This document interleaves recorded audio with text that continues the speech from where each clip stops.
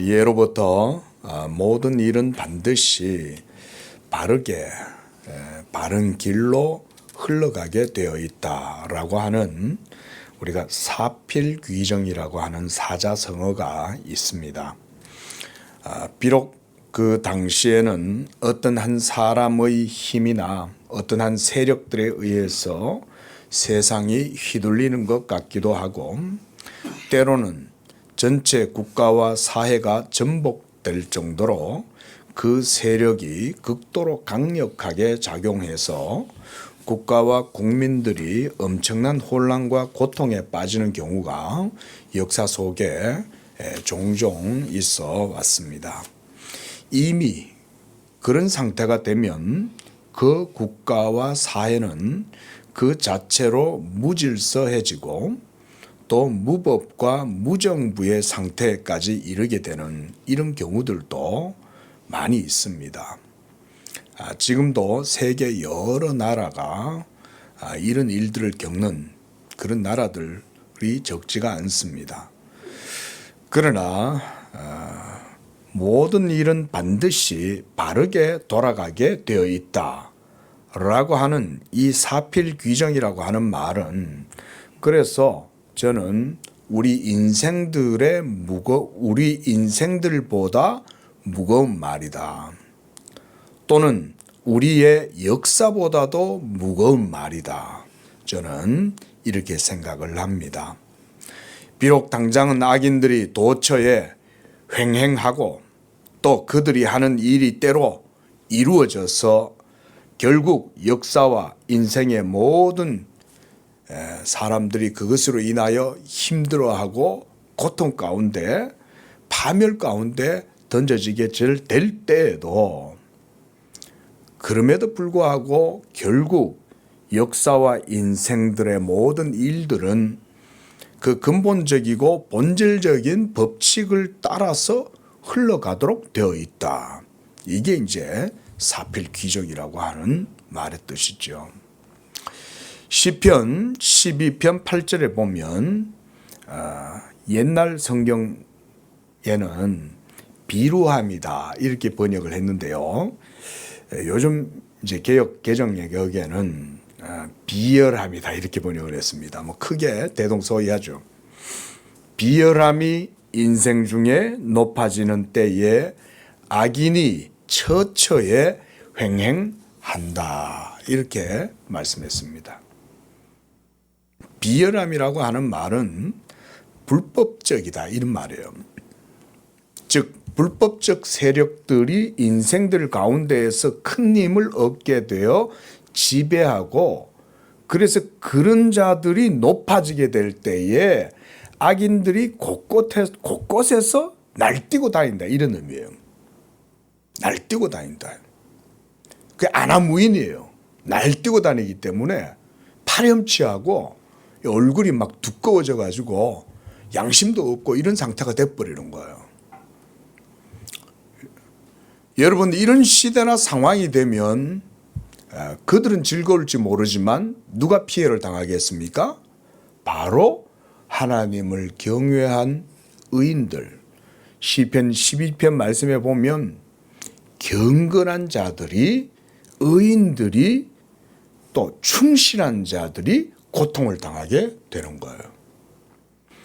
불법이 성하고 거짓이 판을 칠 때 의인들이 고통을 호소할 때 그러나 시편 12편 7절에 보면 여호와 하나님이 그들을 지키시고 보존하신다 이렇게 말씀했어요. 여러분 우리가 세상 역사를 보면 그런 일들이 얼마나 많습니까? 그렇죠? 예?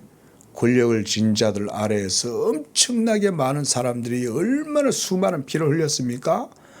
예? 초대교회 때로부터 시작해서 2000년 역사 속에 동서고금을 막론하고 제왕들에 의해서 제후들에 의해 가지고 엄청나게 많은 사륙이 행해지고 그래서 마지막 날 여러분 예수님께서 온 우주 만물을 심판하시는 날이 되면요. 그래서 요한계시록에 가보면 맨 마지막 날 심판당할 때 하나님께서 억울하게 죽임을 당한 피 흘린 자들의 그 피가 하나님께 호소한다 그랬어요. 그 피가 호소한다라고 할 때는 가인에게서 죽임을 당한 아벨의 피뿐만 아니라 모든 그런 폭정에 의해서 죽임을 당한 자들의 피가 울부짖는 거죠. 여러분, 하나님이 계셔요, 안 계셔요? 하나님이 계시죠.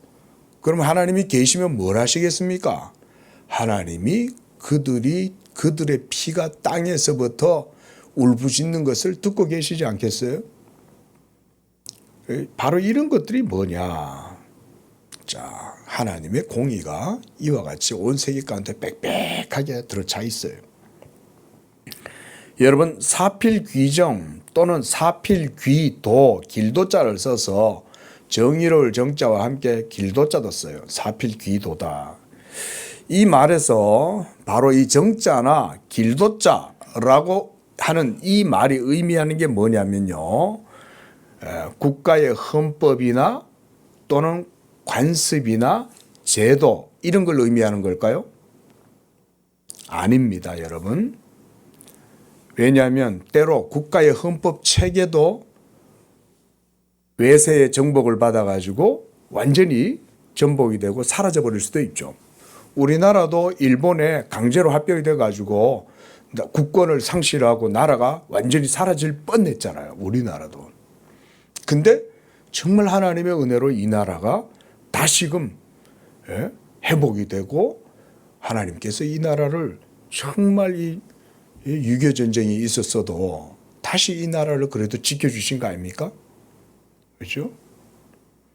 그러니까 이때 정의할 때 정자와 도할 때 그 도는요, 헌법 간섭 제도가 아닙니다, 여러분. 그건 바로 뭐냐면 하나님의 율법입니다. 율법. 율법은 성경에서나 이야기하죠. 교회에서는 얘기하고 이슬람의 꼬란이네 이런 데서나 율법 얘기하지 율법이 그런 게 우리 사회하고 국가하고 무슨 상관이 있어요? 여러분 이렇게 생각하시면 안 됩니다. 그거 정말 잘못된 무지한 생각이에요. 아니에요. 여러분 세계를 누가 만들었어요? 하나님이 창조하신 거 아니에요?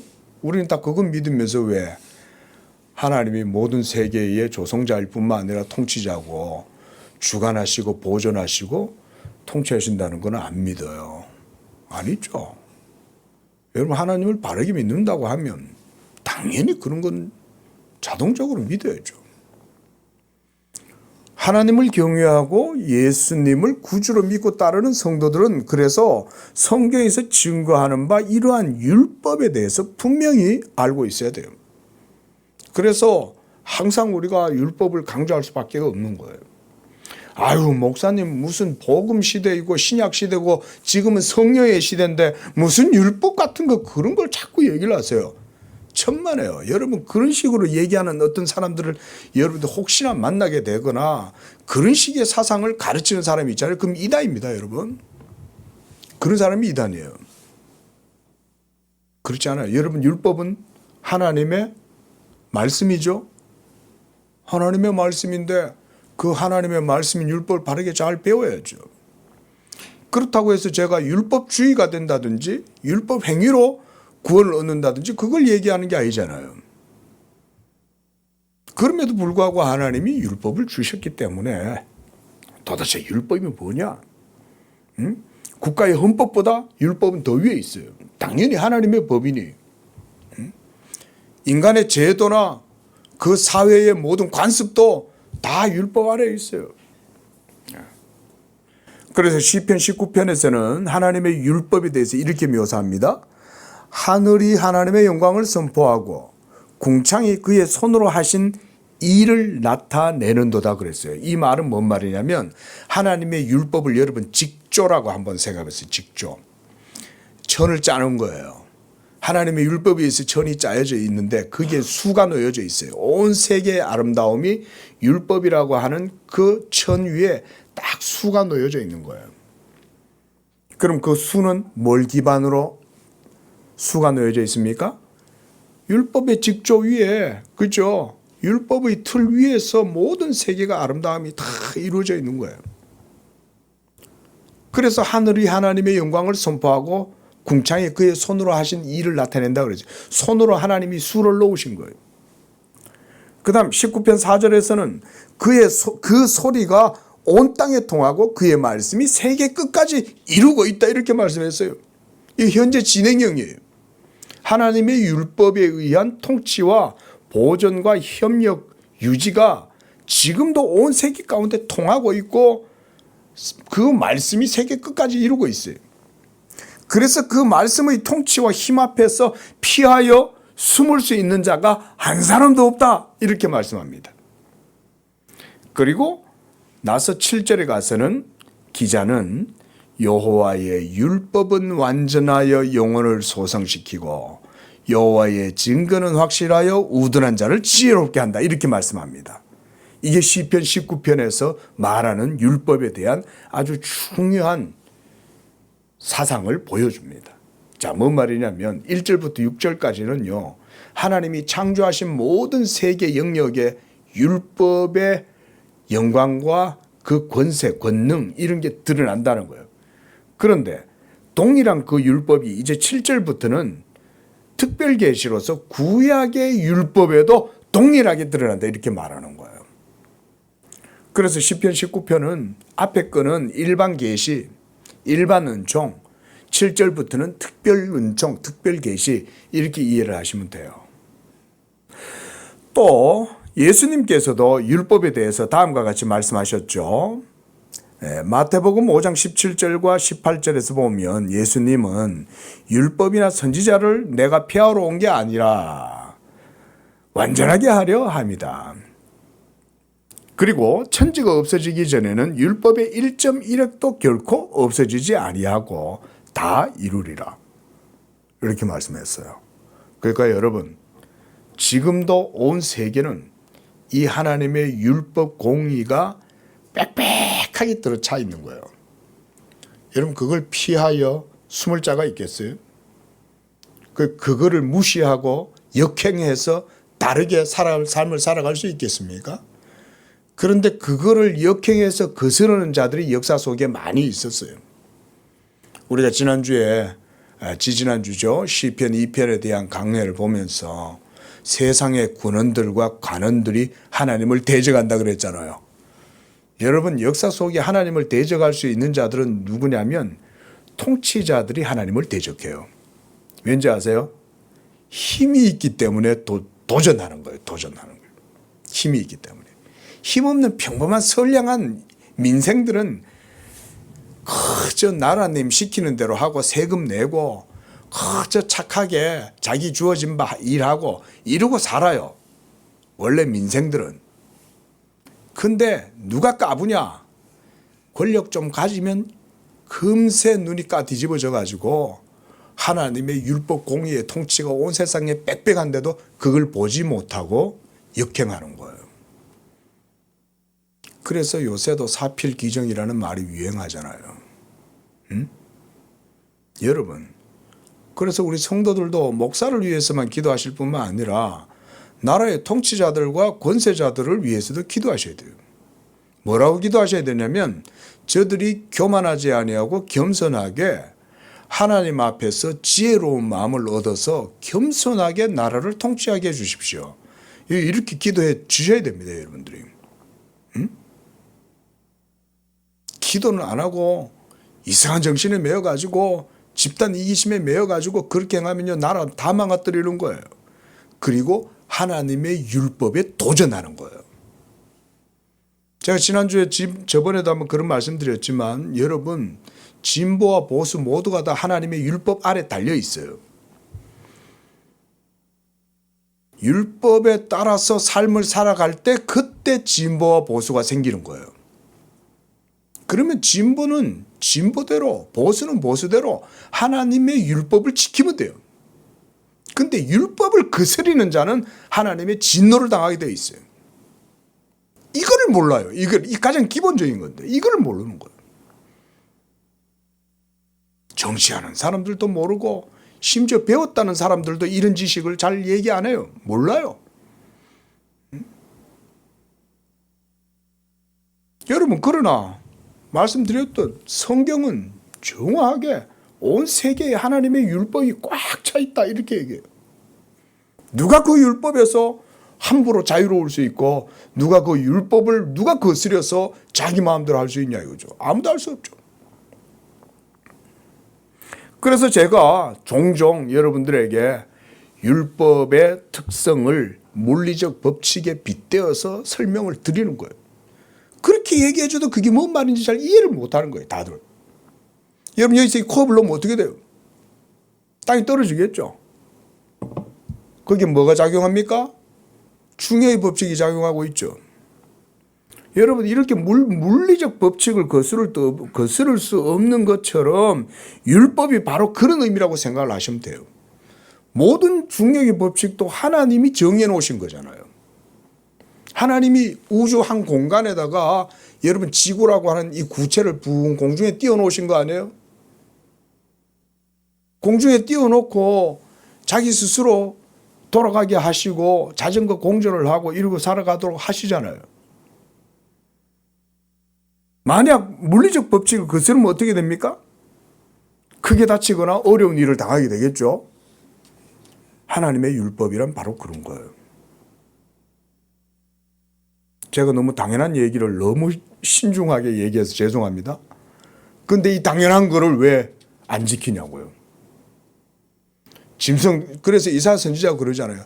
소도 자기 구유를 알고 그러잖아요. 소도 자기 죽통이나 자기가 할 일을 알아요. 예? 참, 그 옛날 우리가 그 술에 취해 잠자는 주인을 막 들에 불이 났는데 개가 몸을 적셔가지고 불을 끄는 거예요. 여러분 그게 실화 아닙니까? 실화? 여러분 개도 불이 났을 때 그 불을 끄려고 막 애를 쓰는 거예요. 예? 심지어 자기 몸에 물을 적셔와서 자기가 데일 것을 각오하면서 불을 끄는 거예요. 개도 여러분 그렇게 한다고요. 그런 게 모두 다 율법의 특성인 거예요, 여러분. 응? 하나님이 그렇게 창조하신 거예요. 그래서 하나님의 창조와 법칙을 따라서 모든 세계는 다 질서와 순리와 조화 가운데 돌아가도록 되어져 있어요. 응? 우리가 증거하고 있는 바로 이 언약과 율법이라고 하는 주제를 생각해 볼 때 여러분 율법에 대해서 우리가 이런 인식과 관점이 필요합니다. 오늘날 21세기에 현대인이라고 자부하는 현대의 그리스도인들이 율법을 그래서 더 잘 배워야 돼요. 전부 다 막 노래 틀어놓고 막 재미있게 막 신앙생활 하는 거에나 관심이 있지. 하나님의 엄한 율법이 예? 온 세상 가운데 명명백백하게 다 있다는 거에 대해서는 왜 얘기를 안 하고 왜 찬송을 안 하냐 이거예요. 응? 여호와 우리 주여 주의 이름이 온 세계 가운데 어찌 그리 아름다운지 하고 그런 거 찬송해야지. 예? 그걸 인정해야죠. 응? 무엇보다 여러분 율법이 없이는 복음을 설명하기 어렵습니다. 복음이란 뭡니까? 정말 은혜로운 하나님의 사랑의 말씀 아니에요? 근데 그 복음의 진리도 율법이 없이는 설명이 안 돼요. 그래서 저는 지난 시간에 율법의 행위로서 의롭다함을 얻지 못하지만 율법 그 자체는 우리의 믿음을 지탱시켜주는 서포터 역할을 한다라고 말씀드렸어요. 그러니까 언약의 본질은 하나님의 말씀인 예수 그리스도를 믿음으로 의롭다함을 얻게 되는 것이다 라고 말씀드렸죠. 아브라함이 창세기 15장 6절에서 여호와의 말씀이 아브라함에 임하고 그리고 아브라함에게 하나님이 말씀하셨을 때 아브라함이 그 말씀을 믿은 거예요. 그랬을 때 하나님은 그 아브라함의 믿음을 그의 의로 여겨 주셨다 그랬어요. 그러니까 중요한 본질은 하나님의 말씀에 대한 믿음이다. 왜 지난 시간에 제가 이런 말씀 드렸죠. 그러니까 이 믿음, 하나님의 말씀을 믿는 그 믿음이 하나님과 우리 사이에 영적인 관계, 스피리추얼한 영적 관계를 이루는 매우 중요한 말씀인 거예요. 그러니까 믿음이 얼마나 중요합니까, 여러분? 하나님과 여러분 사이에 언약의 관계를 이루게 하는 게 바로 어떻게 보면 모멘텀이라고도 할 수 있는 거죠. 그게 바로 믿음이라는 거예요. 하나님이 이런 믿음의 방식을 통해서 우리와의 영적 연합, 영적 관계, 언약의 관계를 이루어 가시는 거예요. 이걸 제가 말씀드렸던 거예요. 하지만 유대인들이나 그리고 교회를 다닌다는 사람들 중에서도 빠지기 쉬운 오류가 뭐냐 하면 하나님의 율법의 계율, 조문, 규칙들 이런 것들을 지키는 그 행위로 의롭다함을 얻으려고 한다는 거예요. 이게 오늘날이든 2000년 전이든 과거의 구약의 유대인들이든 항상 빠지기 쉬웠던 오류였어요. 여러분 우리 어떻습니까? 오늘날 우리는 복음의 시대고 복음을 믿는다고 말하지만 예수를 믿는다고 하다가도 영적으로 하나님을 믿는 믿음을 잃어버리고 믿음이 점점 여러분 속에 빛을 잃어버리면 여러분들은 율법주의자로 변질됩니다. 또 율법주의자가 되지 않으면 그 반대로 율법 폐기론자가 돼요. 여기서는 누구도 자유로울 수 없어요. 그래서 우리는 항상 날마다 이 균형추 위에서 항상 우리는 늘 내 자신의 믿음을 복음 가운데 세우려고 노력하고 늘 믿음 가운데 서려고 애를 써야 돼요. 이 믿음이 빛을 잃어버리면 그 사람은 율법주의자가 되든 율법 폐기론자가 되든 둘 중에 하나가 돼버려요. 그리고 점점 더 멀리 떠나서 극으로 가버리면 이단이 돼버리는 거예요. 이단이. 진리라는 것은 항상 그 균형추가 하나님의 말씀 예수 그리스도의 복음을 듣고 믿고 그 가운데 유지가 되는 거예요. 굉장히 중요한 말씀이죠. 항상 기억하십시오. 이 균형이 깨어질 때는 여러분들의 믿음이 온전치 못해서 깨어지는 거예요. 믿음이 병들고 믿음이 침체되고 믿음이 상처를 입거나 시험에 빠지거나 하면 결국 나중에 돼 보세요. 이쪽으로 흐르든 이쪽으로 흐르든 둘 중 하나로 갑니다. 반드시 그렇게 됩니다. 반드시. 그렇다면 어떻게 우리 죄인이 거룩하시고 의로우신 하나님 앞에서 의롭다함을 얻을 수가 있겠습니까? 그것은 바로 믿음으로 말미암는 것입니다. 그리고 오늘 우리가 읽었던 이 본문은 바로 이렇게 행위가 아닌 믿음으로 의롭다함을 얻는 이 언약의 본질을 일컬어서 오늘 6절에 제일 먼저 사도가 뭔 얘기를 합니까? 복에 대해서 얘기하고 있죠. 복. 성경이 이러한 복음의 진리를 일컬어 복이라고 하는 것은 그 복이 아무나 누릴 수 있는 것이 아니기 때문에 그러는 거예요. 만약 모든 사람들이 다 무차별적으로 다 공통적으로 보편적으로 다 누리는 거라면 그건 복이 아니죠. 그런 걸 그냥 일반 은총이라 그러죠. 그렇죠? 하늘의 해는 선한 자들에게만 비치는 게 아니라 악한 자들에게도 비치죠. 비는 악한 자들에게도 내리고 선한 자들에게도 내려요. 그런 것을 우리가 복이라고 하지 않고 그런 건 그냥 일반 은총이라고 그러죠. 모든 사람이 누릴 수 있는 것이라면 그건 복이라고 할 수가 없어요. 그래서 본문에서 복이라고 하는 것은 마카리스모스, 제가 한번 원어를 좀 찾아봤어요.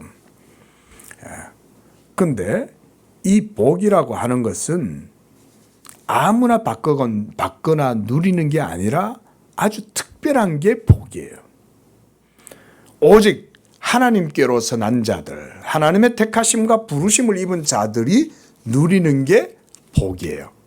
그래서 우리 마태복음 25장 34절 말씀 찾아보시기 바랍니다. 마태복음 25장 34절입니다.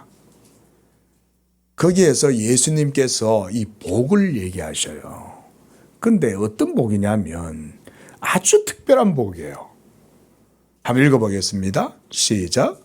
내 아버지께 복 받을 자들이여 창세로부터 너희를 위하여 예비된 나라를 상속하라. 이렇게 말씀하셨어요. 내 아버지께 복받을 자들이요. 이렇게. 그러니까 여기서 복받을 자들은 창세 전부터 예비가 된 거예요. 아주 특별한 복인 거예요. 오늘 로마서 4장 6절 이 본문에서 사도가 복을 말할 때 6절에서 이렇게 말합니다. 일한 것이 없이 하나님께 의로 여기심을 받는 사람의 복. 이렇게 말해요. 자, 그러니까 이게 뭔 말이에요? 일한 것도 없는데 하나님께 의롭다고 여기심을 받는 거예요. 이게 복이라는 거예요. 네? 그래서 우리가 시편 1편에서도 보면 복 있는 사람은 악인의 길을 쫓지 아니하며 이러면서 복 있는 사람에 대한 노래를 하잖아요. 여러분, 그래서 제가 시편 1편 강해 드리면서 복 있는 사람이란 결국 누구냐면 예수 믿는 사람을 얘기하는 거예요. 결국은. 왜냐하면 예수 믿음은 자기가 믿겠다고 해서 믿을 수 있는 것도 아니고 하나님이 복을 주셔야만 예수 믿는 믿음을 가질 수 있기 때문에 그런 거예요. 바로 하나님이 보내신 말씀, 예수 그리스도를 믿는 믿음을 가진 자들, 바로 그들이 복 있는 자들이에요. 하지만 자기의 행위를 의지하고 자기의 의를 내세우고 자랑하고 또 자기의 지혜와 능력을 의지하는 자들은 복 있는 자들이 아니라 도리어 하나님의 율법이라고 하는 절대적이고 보편적이고 객관적. 한번 따라해 보겠습니다. 이게 하나님 율법이에요. 절대적이고 보편적이고 객관적인, 바로 이게 율법입니다. 근데 이런 절대적, 보편적, 객관적인 초롱성과 같은 바위에 계란을 던지는 것이 바로 우리 인생들이죠. 여러분, 하나님의 율법이 초롱성처럼 서 있는데 거기에 계란 하나 던진다고 해서 그게 흔들리겠어요? 세상에는요, 두 종류의 사람이 있습니다. 하나는 하나님을 믿지 않는 자들이요, 다른 하나는 하나님을 믿는 자들입니다. 정확하게 이렇게 두 종류입니다, 여러분. 마지막 날 하나님의 우주적 심판이 이루어지게 될 때가 되면 하나님의 심판대 앞에는 두 부류의 사람들이 서게 됩니다. 성경에는 이렇게 말씀하죠. 하나님, 심판장이신 하나님 앞에서 왼편에는 염소들이 있고 오른편에는 양들이 있다 그랬어요. 그 심판대 앞에서는 아담으로부터 모든 사람이 다 섭니다, 여러분. 아담을 만나고 싶으시면 그때 보시면 돼요. 저분이 아담이구나 이러시면 돼요. 염소들은 뭐랬냐? 하나님을 믿지 않았어요. 그리고 그들은 자기의 행위와 자기의 의를 의지했던 자들이에요. 나더러 주여 주여 하는 자들마다 다 천국에 들어갈 것이 아니다 그랬을 때, 주여 내가 주의 이름을 위하여 귀신도 쫓아내고 주의 이름을 위하여 많은 일들을 행하였나이다 그랬는데 예수님 뭐라 그랬어요? 불법한 자들아, 내가 너희를 모른다, 이렇게 얘기하죠. 그 사람들 교회 다니는 사람들이에요. 이 사람들이 바로 누구냐면 자기의 행위와 의를 의지하고 하나님 앞에, 율법 앞에서 행위로 의롭다함을 얻으려고 했던 자들이에요. 또 그러면 양들은 누굽니까? 양들은 예수 믿는 자들입니다. 그들은 자기들의 행위를 의지하지 않았고 자기의 의를 내세우지 않았어요. 그리고 예수를 믿어도 날마다 자기를 부인하고 자기를 십자가에 못 박으려고 노력하고, 그래서 그리스도를 따라가려고 힘썼던 그런 성도들, 제자들이었어요. 오늘 본문에서도 이 두 종류의 사람이 나타나요. 사도 바울은 먼저 14절에서 그 첫 번째 사람으로 율법에 속한 자들이라고 얘기를 해요. 지난주에도 우리가 갈라디아서 말씀에서 봤듯이 율법에 속했다라고 하는 말은 율법 행위로서 자기의 의를 내세우려는 자라고 말씀드렸죠. 율법의 행위로 하나님 앞에서 의롭다함을 얻으려고 하는 자들이 율법에 속한 자들이에요. 이들은 하나님의 율법을 갖고 있으면서도 자신들의 행위나 의로움을 내세우는 자들입니다. 왜 그들은 여러분 영혼의 거울이라고 하는 율법을 갖고 있으면서도 자신들의 행위를 자기 스스로 돌아보고 그 율법 앞에서 자기들의 불의함을 깨닫지 못했을까요? 왜일까요? 사도 바울은 그것을 고린도후서 3장 14절에 설명해 주고 있습니다. 고린도후서 3장 14절 말씀 한번 찾아가 보시기 바랍니다. 사도 바울은 그들이 율법의 베일, 여기서는 수건이다 이렇게 번역이 되어 있어요. 이 율법의 베일에 의하여 그들의 눈이 가려졌다고 말해요. 그래서 고린도후서 3장 14절에 보면 그러나 그들의 마음이 완고하여 오늘까지도 구약을 읽을 때에 그 수건이 벗겨지지 아니하고 있으니 그 수건은 그리스도 안에서 없어질 것이다. 또 15절에 오늘까지 모세의 글을 읽을 때, 모세의 글은 율법 토라죠. 구약의 성도들을 얘기해요. 예수님 당시 때, 사도 바울 당시 때도 유대인들이 모세의 글을 읽고 있었잖아요. 그런데도 불구하고 그들에게 그 수건이 그들의 마음을 덮었다는 거예요. 그 덮어가지고 그들이 진정 율법의 참된 뜻을 바르게 깨닫지 못한다 이 말인 거예요. 여러분 거울을 봐야 되는데 거울 앞에다가 여러분 커튼이나 수건 같은 게 딱 걸려 있으면 우리 자신의 모습을 볼 수 있겠어요? 못 보죠. 이 율법의 베일이 의미하는 바가 뭐냐면 바로 그들의 불신앙과 완고함을 이렇게 표현하는 거예요.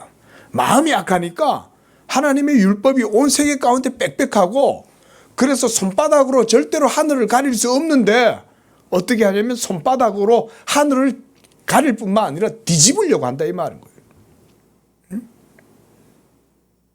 그게 바로 죽을 줄도 모르고 무모하게 달려드는 악인들의 모습이 교만함과 거만함이 그런 거예요.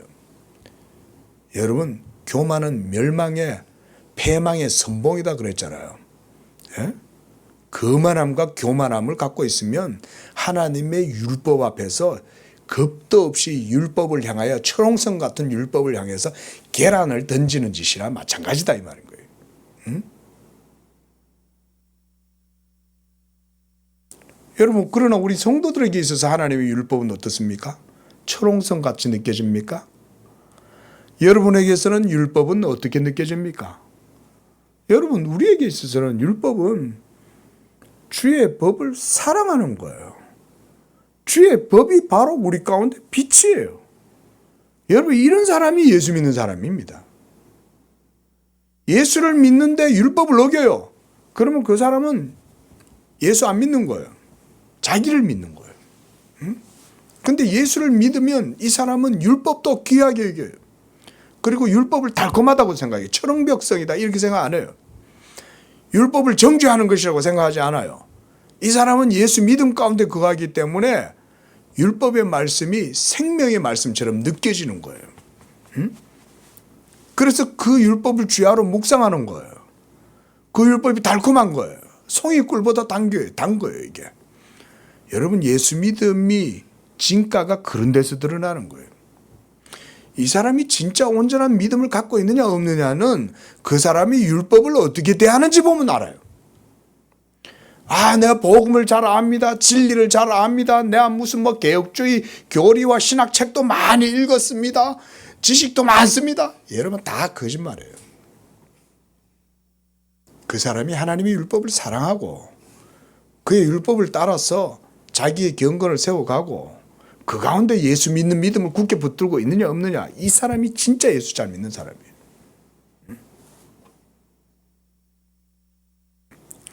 요즘 참 이런 하나님을 믿지 않고 불순종하는 악한 마음을 갖고 있던 그런 사람들이 율법을 갖고 있어도 그 율법의 본질이나 정수가 무엇인지를 보지 못했다는 거. 이거는 그들의 악함과 교만함, 완악함 때문에 못 보는 거예요. 여러분, 율법이 온 세계 가운데 빽빽한데도 왜 사람들은 그걸 모르겠어요? 그들의 눈이 다 멀었기 때문에 못 보는 거예요. 예? 그래서 요한복음 같은 데서는 그가 그들 가운데 계셨다. 요한복음 1장에 보면 빛이 그들 가운데 있었다고 그랬거든요. 참빛, 곧 세상에 오신 그 빛이 그들 가운데 있었음에도 그들은 그 빛을 보지 못하고 그 빛을 미워했다. 하나님의 온 세계에 가득한 율법을 모든 세계 사람들이 그와 같이 지금도 모두 무시하고 살아가고 있죠.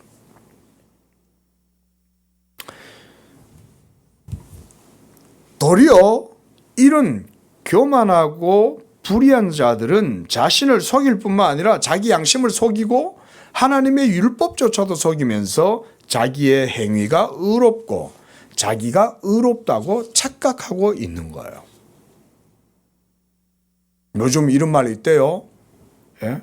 요즘 이런 착각하고 있는 상태에 일컬어서 죄인이 자기가 죄를 지어놓고도 자기의 죄를 깨닫지 못하는 완전히 그릇된 상태로 있으면서도 자기를 정당하고 의로운 상태라고 인식하는 거, 이런 걸 요즘 일컫는 말이 확신범이라는 말이 있대요. 저 요즘 배웠어요. 아, 그게 확신범이구나. 예. 여러분, 율법이 없습니까? 율법이 있잖아요. 그런데도 예수 믿는다고 하면서도 지옥에 가지도 않을 것처럼, 자기는 천국에 자신 있게 갈 수 있을 것처럼 율법을 무시하면서 그러고 살아가면 그런 사람들이 자칫 확신범이 될 수 있는 거예요. 예수 안 믿는 사람들은 뭐 두말할 것도 없어요. 하나님의 율법의 계명 앞에서 자기를 의롭다고 생각하는 자들이야말로 가장 비양심적인 상태에 있는 자들이에요. 그들은 율법이 있다는 사실도 모를 뿐만 아니라 그 율법을 제정하시고 법칙을 따라서 만물을 창조하신 하나님도 잊어버려요. 그리고 하나님을 믿지 않는 자들이에요. 그래서 여러분, 마지막 날 하나님이 세상을 심판하실 때 딱 하나만 봐요. 하나님을 믿었냐 안 믿었냐, 이걸로 딱 보는 거예요. 모든 걸 다 심판하시는 거예요. 그거 하나로. 그때 심판의 기준점이 뭐겠어요? 율법이 시금석인 거예요. 율법이 증거가 되는 거예요. 예. 하나님이 창조하신 세계 위에서 살아가면서도 하나님이 만물의 주인이라는 사실을 모르고 분수도 모르고 믿음 없이 살아간다면 바로 그런 불신앙이 마지막 날 하나님 앞에서 심판을 받게 된다는 것은 이건 뭐 당연한 일 아니겠어요? 우리가 지난 시간부터 언약과 율법이라는 주제를 보고 있습니다.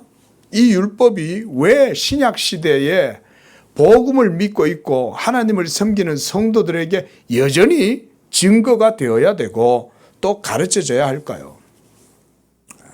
여러분, 이런 말씀을 들으시면서도 여러분들이 하나님의 율법을 깊이 마음속에 담고 묵상을 하시길 바라요. 왜 율법을 여전히 오늘날에도 목사들이 가르쳐야 되냐? 그것은 하나님의 복음이 하나님의 율법을 거스리거나 폐하지 않기 때문입니다. 그렇죠? 여러분들이 정말 예수를 믿고 그 믿음으로 하나님의 천국 백성이 되고 하늘나라 천국에 가신다고 한다면 여러분들의 믿음은 율법을 폐하거나 율법을 무시하는 믿음이 되어서는 안 되는 거예요. 도리어 율법은 복음에 편승하는 거예요. 또 복음을 복음이 되도록 도와주는 게 율법이에요. 또한 복음은 율법을 폐하는 게 아니라 그것을 더욱 완전한 형태로 만들어요. 마태복음 5장 17절. 아까 말씀드렸죠. 예수님은 율법을 폐하는 게 아니라 완전케 하려 합니다 그랬어요. 우리는 완전케 하신 그 예수님을 믿잖아요. 그 예수님을 믿는 우리의 믿음이 그러므로 어찌 율법을 폐하겠냐고요. 율법은 폐할 수 없어요. 그래서 예수님은 천지 만물이 없어질지언정 율법이 1.1획도 땅에 떨어지지 않는다, 이렇게 말씀하신 거예요. 안 사라져요. 율법은요. 절대적이고 보편적이고 객관적이에요. 초롱성벽처럼 딱 버티고 있어요. 하나님이 세우신 법인데 그게 어떻게 없어져요? 우리 성도들이 그래서 율법에 대해서 인식하고 있어야 된다니까요. 그러나 율법주의가 되어서는 안 된다. 제가 그 방법을 말씀드렸어요. 그렇죠? 율법주의가 안 되려면 또는 율법 폐기론자가 안 되려면 우리는 어떤 상태가 돼야 됩니까? 예수 믿는 믿음의 사람으로 서 있어야 된다. 그 얘기를 제가 드린 거예요. 그래서 지난주 말씀과 오늘까지 말씀을 조금 정리하면서 저는 율법과 언약과 율법에 관한 내용을 비교적 오늘까지만 짧게 보려고 해요. 하나님과 사람 사이에 이루어지는 영적인 관계는 언약이라는 형식을 통해서 되는 것이다. 이렇게 말씀드렸죠. 그래서 하나님께서 먼저 아브라함을 부르신 거예요. 그리고 그에게 자기의 말씀을 드러내 보이신 거예요. 그리고 자기의 말씀을 아브라함에게 주셨을 때 아브라함은 그 여호와의 말씀을 믿은 거예요. 그리고 하나님은 그의 믿음을 그의 의로 여겨 주셨습니다. 그래서 하나님과 사람 사이의 언약의 관계에서 핵심이 제가 그래서 믿음이다 이렇게 말씀드린 거예요. 언약이란 뭐냐? 언약이란 하나님께서 자기의 말씀을 우리 사이에 세우시는 거예요. 한마디로 우리가 무슨 계약을 할 때도 그런 형식을 취하죠. 그죠? 계약하면 계약서를 쓰잖아요. 그렇죠? 이게 법조문이라고 하시면 돼요. 법조문. 그런 형식으로 하나님이 자기의 말씀을 여러분과 하나님 사이에 세우시는 거예요. 그 말씀이 바로 예수 그리스도의 말씀입니다. 그래서 하나님은 우리에게 말씀하시고 우리는 그분의 하시는 말씀을 듣는 거예요. 그리고 그를 듣고 난 다음 믿어요. 그래서 이 믿음으로 의롭다함을 얻습니다. 그리고 하나님과의 언약의 관계가 그래서 믿음 가운데 세워지는 거예요. 그래서 로마서 5장 2절 제가 이거 중요한 말씀이라고 그랬죠. 우리가 예수 그리스도를 믿음으로 말미암아 믿음으로 서 있는 이 은혜에 들어감을 얻었다. 로마서 5장 12절 이렇게 말씀하죠. 그로 말미암아 우리가 믿음으로 서 있는 이 은혜에 들어감을 얻었으며 이렇게 말했어요. 은혜에 들어가는 거예요. 은혜에 들어가려면 행위로는 안 되잖아요. 그럼 뭘로 돼요? 믿음으로 되는 거죠. 믿음으로. 근데 하나님이 이 은혜의 언약을 예수 그리스도에 대한 믿음 가운데 세워놓으심으로써 우리가 이제 거기에 들어가게 되었다. 그러므로 하나님과 언약의 관계는 우리가 율법의 계명을 지킴으로 그 행위로 성립되는 게 아니라 하나님이 말씀하신 예수 그리스도를 믿을 때에 그 믿음으로 성립이 되고 그 가운데 하나님은 불의한 우리를 자기의 긍휼과 자비하심으로 너그럽게 받아주시는 거예요. 그래서 하나님의 은혜 가운데 우리를 의롭다고 칭해 주시는 거예요. 이걸 은총이다 이렇게 말해요. 이게 은총인 거예요. 그뿐 아니라 값없이 주시는 은혜와 함께 하나님 나라의 유업을 얻을 상속자가 되게 하시는 권세도 주시는 겁니다. 이걸 우리가 그래서 하나님의 자녀가 되는 권세, 복음의 권세, 언약의 권세라고 그럽니다. 여러분, 하나님께서 자기의 말씀으로 모든 세계를 창조하셨습니다. 그렇죠? 그러므로 사실상 하나님께서 아담과 언약을 맺으실 때에 모든 창조된 세계에 기초해서 이 언약이 아담과의 언약이 이루어지는 거예요. 하나님께서 만물을 창조하셨던 그 말씀이 바로 아담과 언약에 있어 중심적으로 딱 세워져 있어요. 그리고 그것을 우리가 성내전적으로 선악과에서 그것을 찾는 거예요. 선악과의 상징성은 그래서 신학자들은 그걸 성내전적이다 이렇게 표현하는데요. 하나님이 선악과 하나에다가 모든 걸 다 담아 놓으시는 거예요. 뭐를? 자기의 말씀을. 그래서 온 세계 만물을 자기의 말씀으로 창조하셨는데 그 창조하신 말씀을 성내전적으로 딱 아담과의 언약의 관계를 성립시키기 위해 세우셨어요. 그게 바로 선악과 계명이에요. 그래서 아담이 그 말씀을 믿고 순종할 때에 생명의 언약이 이루어지도록 하신 것이 아담 언약이죠. 바로 이 세계 만물을 창조하신 그 하나님의 말씀을 우리가 그래서 율법이다 이렇게 이해하시면 돼요. 한번 따라하겠습니다. 자, 노모스 한번 따라해 보세요. 시작. 노모스. 이 노모스란 말이 바로 율법이라는 말이에요. 율법. 이렇게 이해하시면 성경적으로 이해하는 겁니다. 그래서 시내산에서 돌판에다가 새겨주신 구약 이스라엘 백성들에게 주신 율법 토라만 율법이 아니에요.